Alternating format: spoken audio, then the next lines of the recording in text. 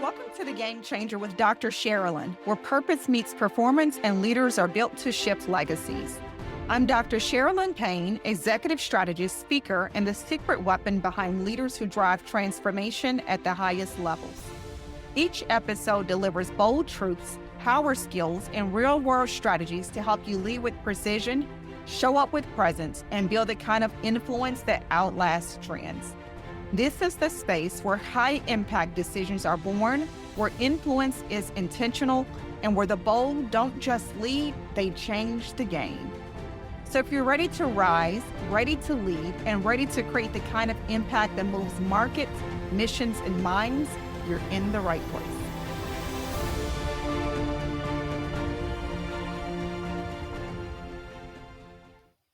You don't lead like everyone else, so your resources shouldn't look like everyone else's. I created the Game Changer Leadership Collection for high-impact leaders like you. Visionaries, change agents, decision makers who lead with intention and influence. This free high-impact resource pulls from my leadership arsenal and delivers immediate actionable insights you can use right now to elevate your influence, lead with conviction, and drive lasting transformation. It's not just a toolkit. It's your first step toward leading at the level you were born for. Let me show you what's inside. The Leadership Edge Sampler. It's a preview of my 10 daily power skills to sharpen your influence and impact. The Influence Language Mini Guide. Essential phrases to increase your authority and build trust in every room you walk into. The Leadership Blind Spot Snapshot, because the greatest risk are the ones we don't see. The Power of One Visual Aid, a reminder that even one decision, one tone, or one conversation can shift a team or stall a movement. The Executive Briefing Checklist, a go-to tool for high-stakes communication that drives clarity and alignment. The 5-minute accountability brief, a no-fluff framework to build a culture of ownership fast.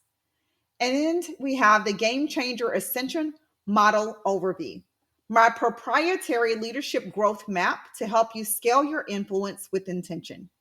These are the very same tools I use with executives, culture shapers, and elite teams, leaders who know what's at stake and aren't here to play small. Because when you're called to shift systems, influence nations, and build legacies, you can't afford to lead on autopilot. This is where your next level begins. Download the Game Changer Leadership Collection today. It's free, it's strategic, and it's built for leaders who are born to shift the game. I'm Dr. Sharalyn Payne, and this is your Leadership Edge.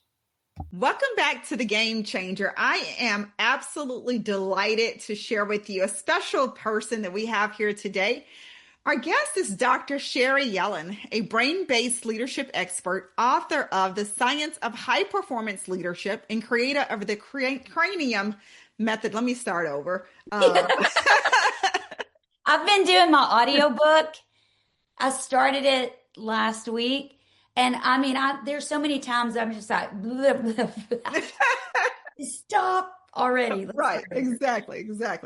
Okay, welcome back to The Game Changer. I'm absolutely delighted to bring a special guest with you here today. When I tell you Dr. Sherry Yellin, she is the leadership expert, the coach that you want in your life. She's actually the author of The Science of High Performance Leadership and creator of the Cranium Methodology, 7 science-based strategies that help leaders inspire trust, boost engagement, and achieve extraordinary results.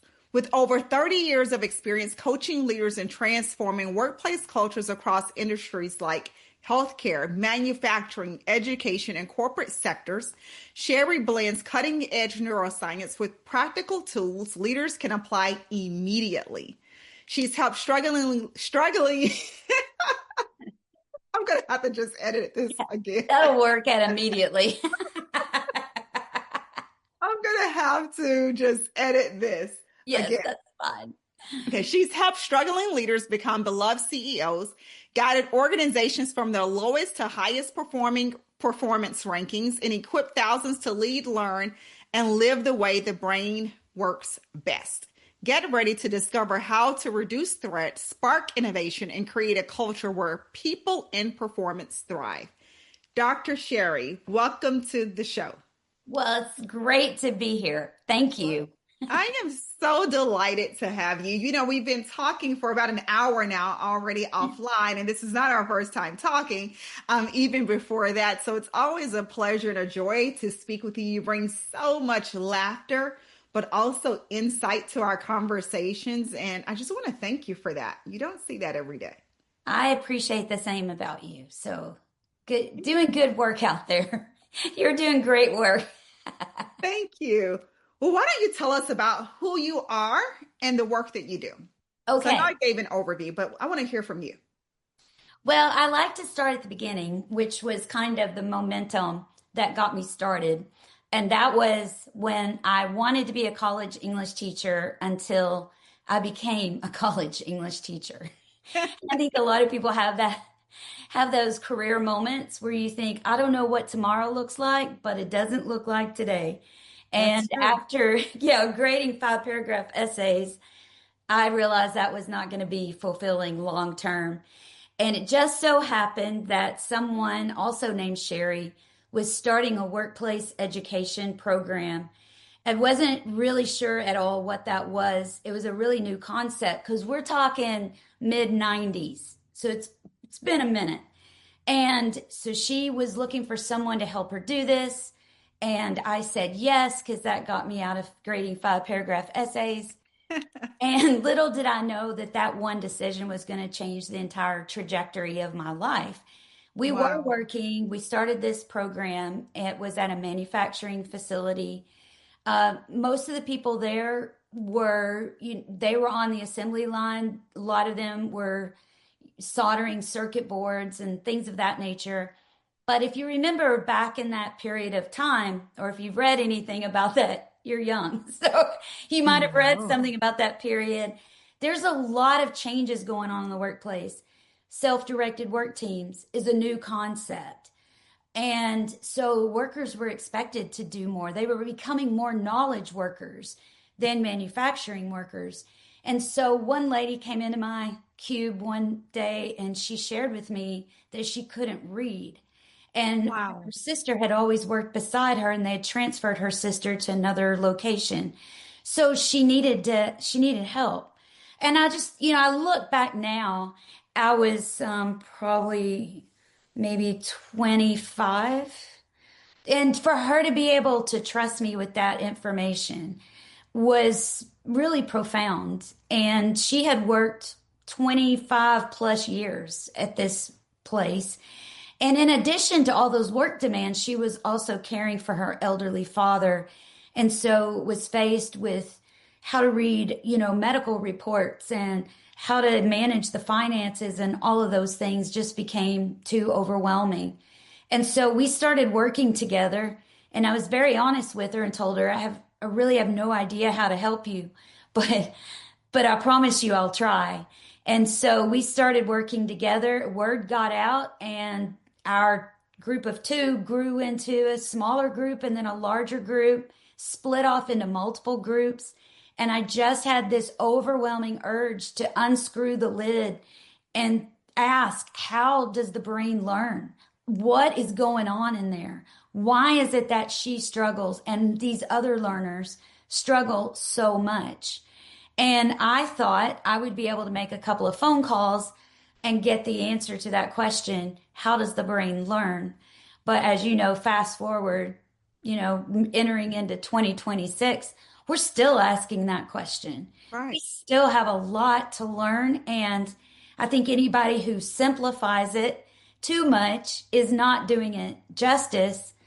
On the other hand, we have learned a lot. Let's at least start applying what we have learned. And in that same experience with that workplace education program, as I started learning more and realizing how practical this information was, I started asking, why aren't educators using this?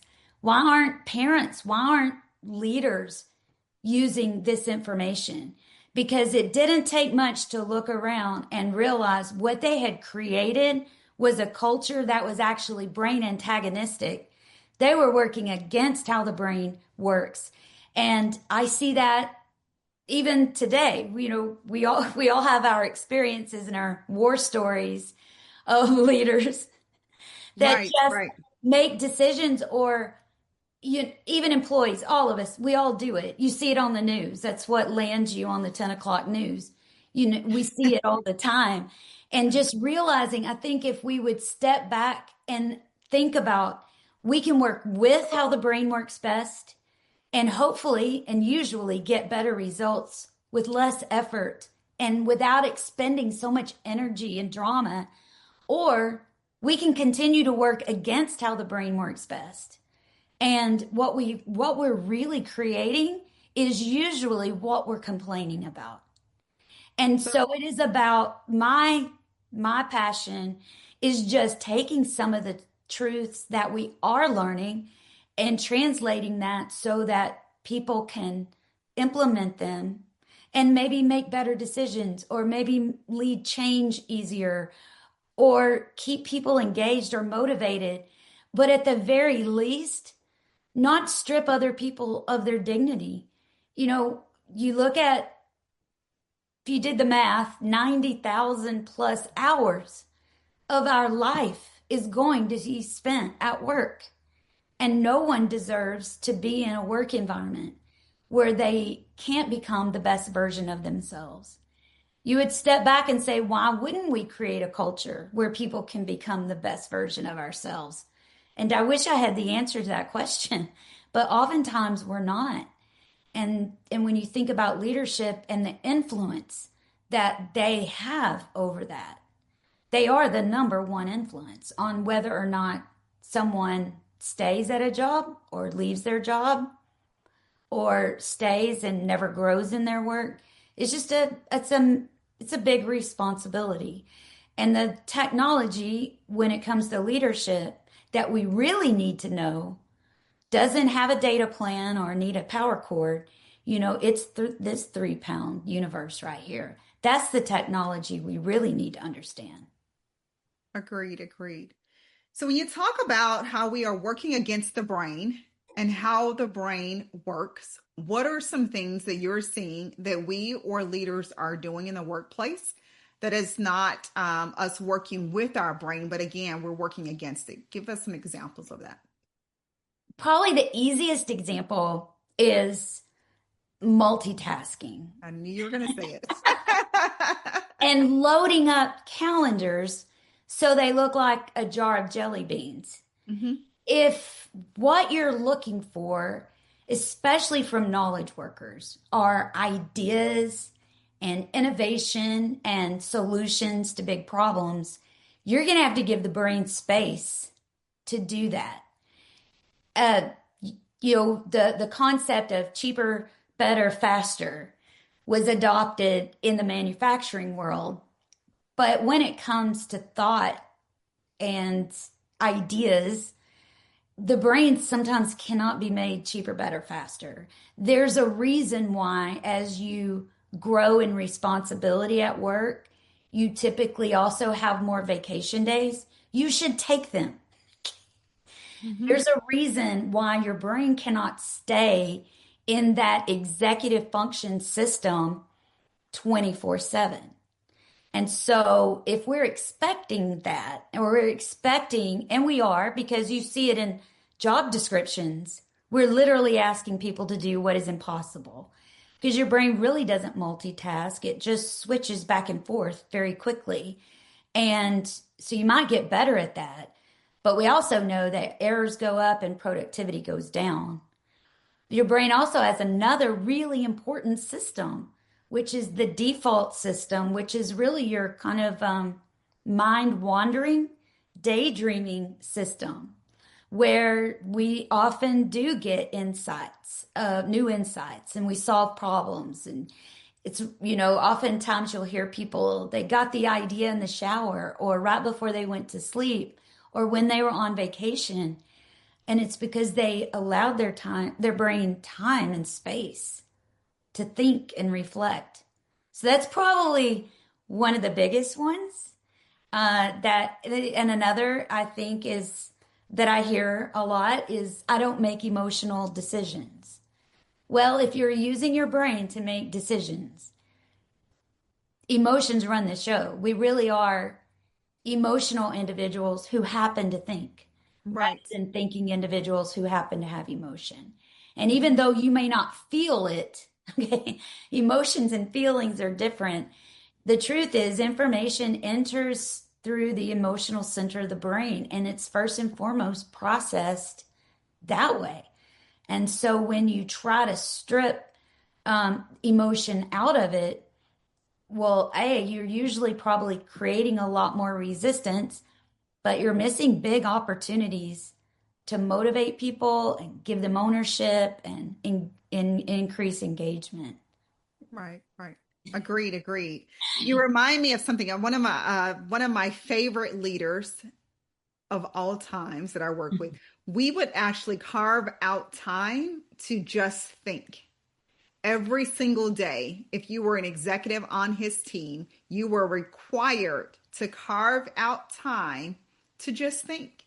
And he encouraged those executives to also ensure that their teams who were not hourly in people, hourly, employees, right? But who were in an executive leadership position or a middle manager as well, or even a consultant. Just take time to think so we can get better results. We can be, more creative and more innovative, and we are not, high stressed environment. That was the best leader I ever worked with, but also the best organization. It was healthy all the way around. And so I like that you share that. Isn't it crazy? And so just the other day, I picked up on this with Chat GPT. I put in some prompt, don't know what it was, but it said taking more time to provide a more thoughtful answer.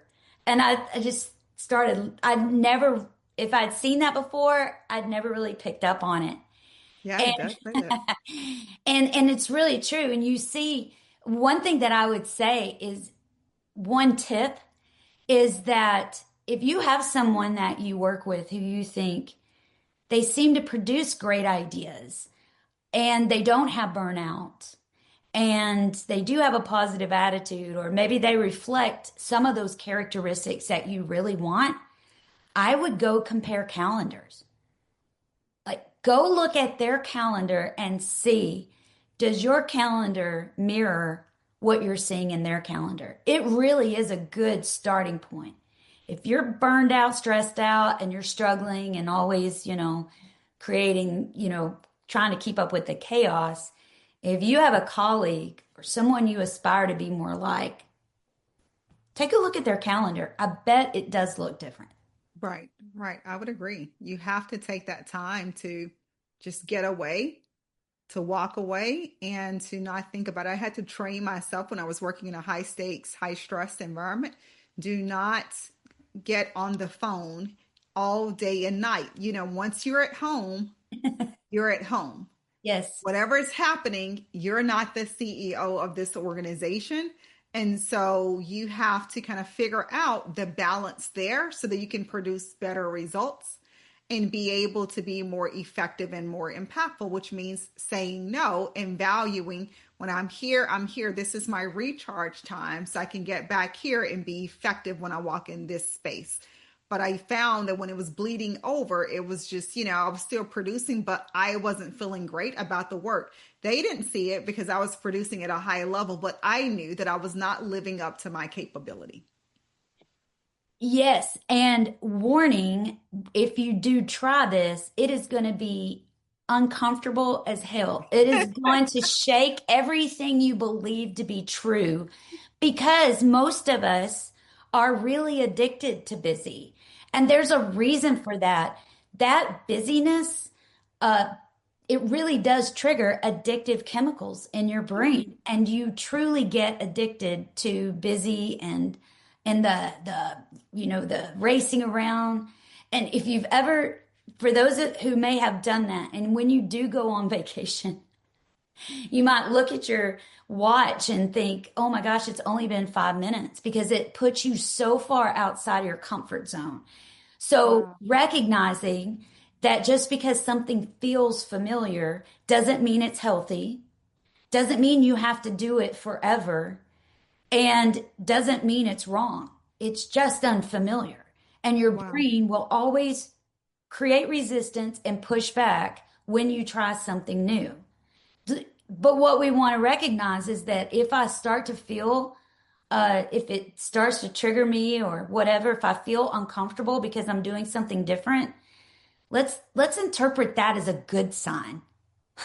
That is your brain giving you feedback that you're probably doing some rewiring. You're rewiring some beliefs and some habits. You know, I call that new levels, new devils. If you're moving to new levels, expect the new devils to show up. That is so true. Like, and they actually should be an indication that you're growing, that you're going to new levels. It's when they stop. When you stop being uncomfortable, when you stop moving into the unfamiliar, is probably where we should get more concerned. Wow, that's good. That's good. So you talk a lot about leading the brain. What does leading the brain actually mean? And what does that look like in practical everyday leadership? Oh, such a great question. Well, thank you. I'm always filtering through thinking about from a brain perspective, what makes most sense here. And Okay. so it's understanding just some basic concepts. We don't have to have a degree in neuroscience to apply some of this and start to see the different results. So everybody probably at this point has at least heard something about the prefrontal cortex. But that is the part of your brain that is going to allow you to do all those things that are what you're doing when you're the best version of you. You know, you're not impulsive. You have self-control. You're not argumentative. You can see from different perspectives, even if you don't agree. You're fluid. You're adaptable. You're fun to be around. People will take your calls. They will sit by you in a workshop. They may even want to go on vacation with you. That's the part of you being your best self. And I really wish we would scan brains instead of badges when people go to work, because if you see lots of activity in the part of that brain, that part of the brain, they're going to have a good day. They're going to be more productive. They're going to have a lot less resistance. And even when they get resistance, it's not going to trigger them nearly as much. And then we've read a lot about threat. Threat being when we have that need to defend. And what happens, what you start to see, people get defensive. They get overly committed to being right Mm. at any cost. You start to see division because there always has to be an enemy when you're under threat. So you hear us against them, you know, whether it's North America versus South or North Texas versus South. We look for some way to become separate. So when you're seeing those things, and then you actually can hear people's language when they're under threat, they will talk in terms of either or, because they're not seeing options. Your brain literally gets stuck. And then the third important point to know about your brain is that all of this is first and foremost fueled by emotion. So emotion fuels the prefrontal cortex. You are unstoppable. You're the best version of you. If emotion fuels threat, you're the worst version of you. It's like if emotion fuels prefrontal cortex, that's your Einstein moment, and then fueling threat is more like your Frankenstein moment. And Okay. and so when I'm talking about leading with the brain, if anything, just understanding those three things. So then let's take that into a really practical situation. One that comes to mind that I see often is a disagreement. So person A and person B. Person A starts trying to reason with person B. And if you are filtering that through a brain perspective, you can see that that's the last thing you should do, because by trying to reason with them, you're actually triggering their brain to listen for disagreement. You're actually Mm. pushing them into threat. It would be like a teenager coming home and telling you, they're going to go on a wild party that weekend, and you start reasoning with them about how that is not a good idea. How many teenagers are going to say, "Thank you for telling me this information"? Right. They're just going to get more defensive and shut down even more. So when it comes to conflict or those kind of conversations that where there's even disagreement, we really need to move a different direction. We want to relate first. Like really try to understand the world through their eyes. And if I can relate, then and only then do I even have a chance at reasoning. And so it's just little subtle ways that if I could just remember what I call the three big deals, the prefrontal cortex, threat, and emotion. If I could remember those three big deals alone, I might lead change differently. I might have that conversation differently. I might excuse myself from a conversation if I need to, or ask for more time, or resist the need to rush in and be the smartest person in the room. Because That's it good. causes you to pause and think about what's the real outcome we're going for here? What's the real result? Is the real result that you're right? Or is the real result that you feel growth on your team? Because those are two different outcomes, and we should take two different approaches. Right, right. Wow, that's good. So let me ask you, for those leaders who want to know more about that, what are some tools that you would give them to learn and grow more and being able to identify the threats, to, think about the big three? Yeah. Well, that was the motivation for writing this book, was to actually put in the hands of leaders not only the why, so that they get a better sense of this is how the brain receives and processes information, but to equip them with practical hows on how do I actually execute if I'm delegating or if I'm having that conversation. So when I wrote the book, I'd written a book in 2019, but it just didn't have all the practical action that I wanted it to have because I think we are kind of in a leadership crisis in our country. I think we've lost sight of a lot of this need to reevaluate how we're conducting ourselves and leading others. We don't have some of the best models out there. And when I wrote the book, I wanted to pack it with practical ideas. And even outside of that, we've created a whole book portal that has over 30 additional resources that leaders could use. And so I would start there. Of course. But I do have other, people in the field that have just been such great teachers for me. They didn't know it, but mentors that I've learned from through the years. Dr. Amen, he has the Amen clinics, was just so important in my journey because I heard him in the early 2000s. And what they're doing is they actually observe the brain. They actually do SPECT imaging so that they're actually looking at the organ they're treating, which is pretty rare for people in the brain health field.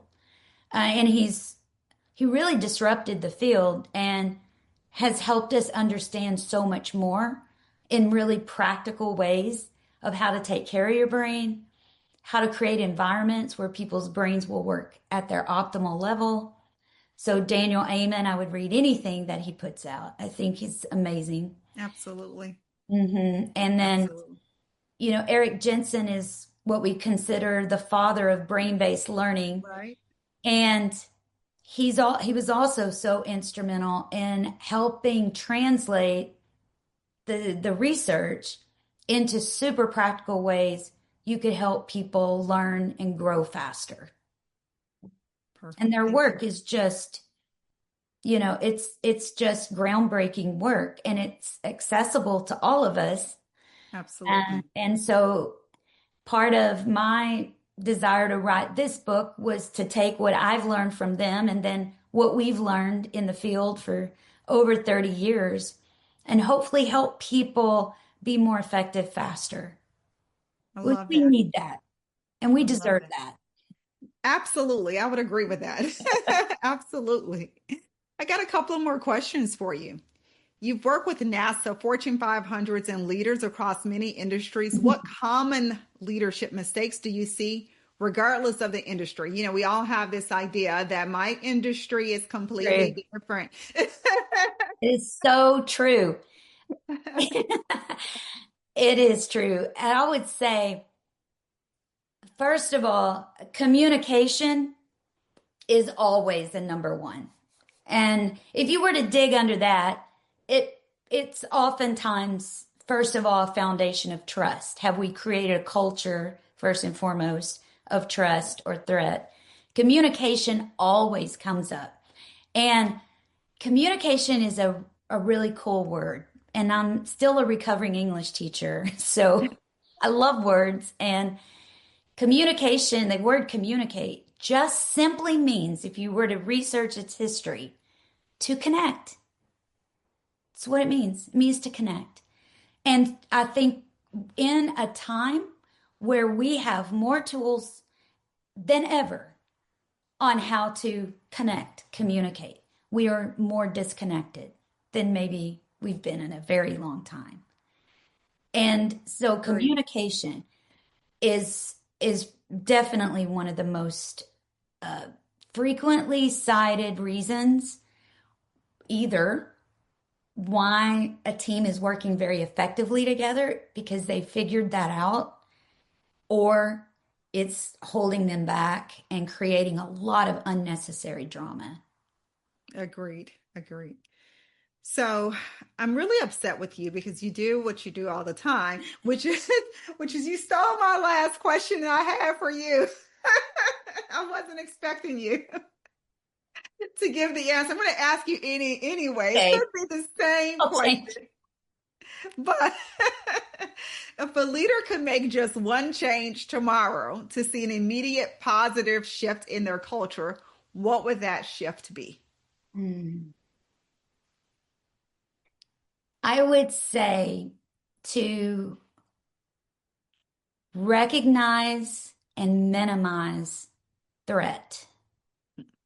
And the four things I'm always looking for, not some threat is good. Some threat is motivating. Right, right. When you Absolutely. know that person's capable of more, you want to challenge them. But I call that challenge, not threat. But the negative threat usually does meet four characteristics. And that is that there's an element of confusion and uncertainty. So I would take a look right now. What is something that's going on right now where it's creating confusion or uncertainty? Okay. So the solution there would be clarity. If I can do that, I can recognize that's a threat, I can minimize it. A second would be where people don't feel like they have a choice or a voice over something. So wherever you can involve people in decisions that affect them, even a slight bit, you're going to minimize threat. You're going to increase trust. And when we do that, we activate the part of your brain that allows you to be your best self. You said increase stress or decrease stress? You're going to hopefully decrease stress. Okay, So if I perfect. said that wrong, I apologize. Yeah, we want to decrease threat and Right. stress, and we want to Okay. increase trust. So two easy ways. Where there's uncertainty, where could you provide clarity? Where there is a place where people don't feel like they're getting involved, how could you involve them? And a third criteria is that people are anticipating some kind of negative outcome. That seems to Mm, be the default setting for most of us to go to worst case scenario. that's So good. if that's the case, and I know there's a lot of uncertainty, it all plays together, but if that's the case, then maybe it's a change you're leading. Help them see how it will actually improve their life, or what's the value? How is this happening for them and not to them? So to try to rewrite that. And then the fourth is that if people are a little bit uncomfortable, they're outside their comfort zone.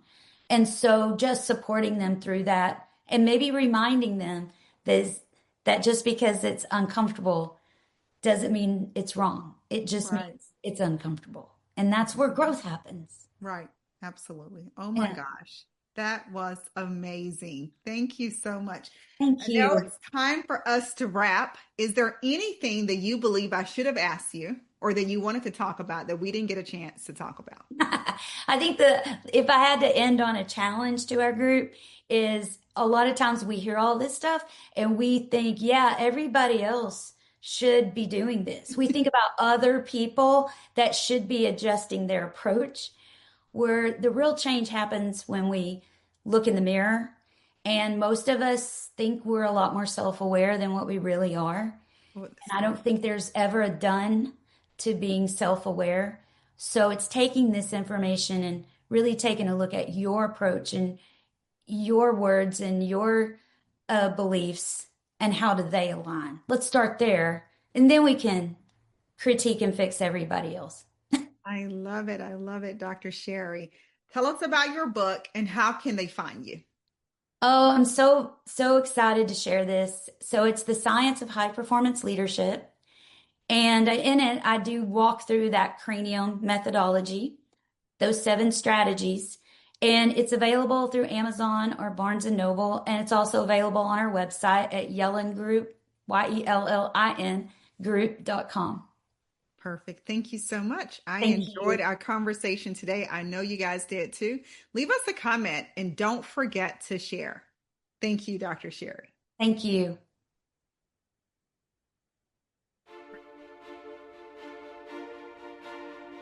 Thank you for joining me on The Game Changer with Dr. Sharalyn, where we don't follow trends, we set them, and we don't just lead teams, we shift legacies.